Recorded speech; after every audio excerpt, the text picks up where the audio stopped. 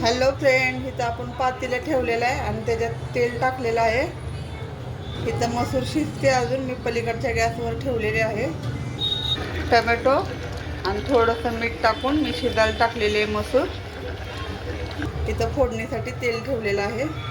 इथं लसूण आणि 4-5 लसणाच्या पाकळ्या घेतलेल्या आहे आणि कोथिंबीर. लसूण आणि कोथिंबीर बारीक केलेली आहे. आता आपलं तेल गरम झालेलं आहे. सुरुवातीला जिरे आणि मोहरी टाकून घेऊया. इथे घेतलेला आहे बारीक चिरून कांदा घेतलेला आहे. जेवढा लागते तेवढाच घालणार आहे. जिरी मोहरी छान तडतडते. लसूण आणि कोथिंबीरचा कूट टाकलेला आहे. तेलामध्ये एकजीव करून घेऊया. आता जेवढा लागतो तेवढा कांदा टाकून घेऊया.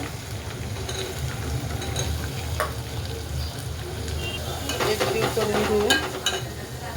कांदा भाजण्यासाठी थोडंसं मीठ टाकून घेऊया. आपण त्यात एकजीव करूया.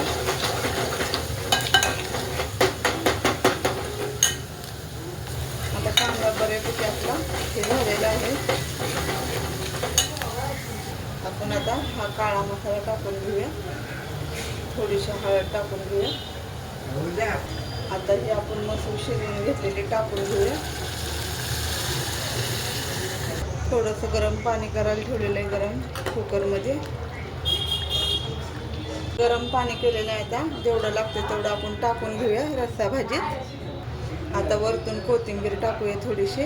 आपली मसूरची भाजी आता शिजते. आपण ते शिजवून घेतलेले ह्या पद्धतीचे झालेले आहे. छान अशी आपली उकळायला लागलेली आहे. आपली मसूरची भाजी तयार झालेली आहे खाण्यासाठी. आवडली तर लाईक करा, शेअर करा आणि कमेंट करा. धन्यवाद.